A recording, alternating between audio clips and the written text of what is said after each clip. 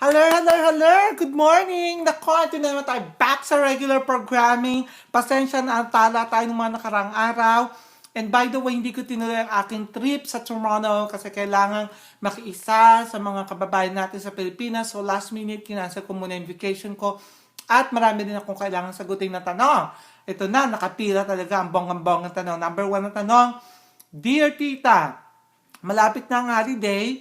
Ano po ba magandang regalo sa mga in-laws ko na kuripot? Tuwing na lang taon-taon, matatanda na mga anak ko, $5 pa rin ang binibigay. Tita, 25 years old na po yung mga anak ko.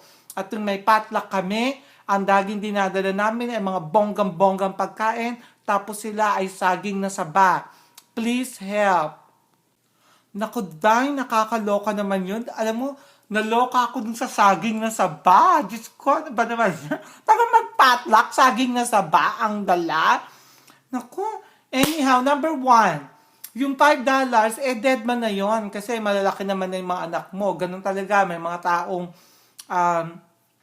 kuripot or sinasamba yung pera. Ang matanong ko lang okay ba sila sa estado sa buhay nila? Kasi kung naghihikahos, mga matatanda na at nagtatrabaho pa rin, intindihin mo na lang. Pero kung tatlo-tatlo ang bahay nila, wala tayong magagawa, no? Talagang ang Diyos nila, $sign or pera.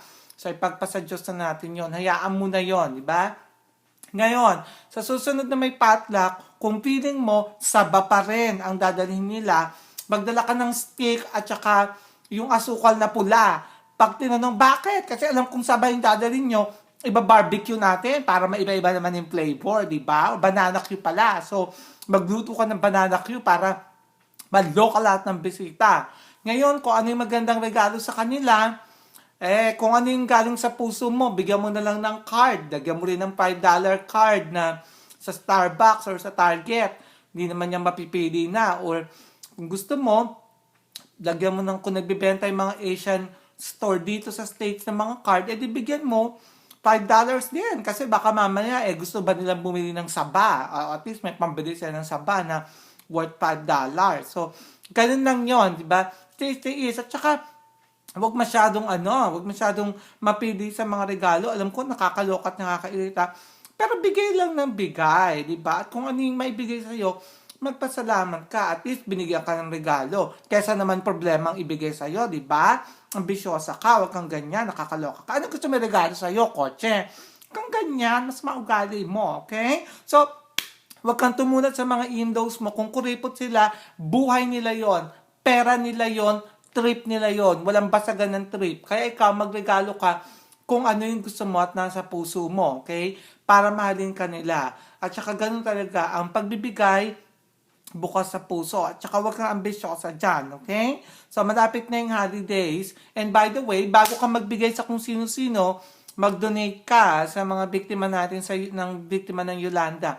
May fundraising ako. If you're in the Bay Area or in California or anywhere in the United States, please PM me and let me know if you're interested in helping, okay? So, yun lang. I hope nakatulong sa inyo yan. Malapit ng gift giving. Alam ko ang dilema.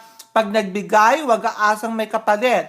At pag niregalo ng saging na saba, remember, you have to make lemonade out of lemons. Yun ang kasabihan. So, itong sitwasyon na to, you have to make banana Q out of saba. O, di ba? Bonggang-bongga. At again, yun lang. Huwag mo ka matawag-tawag na tito dahil hindi tayo magkaano-ano. Love you all. Be safe.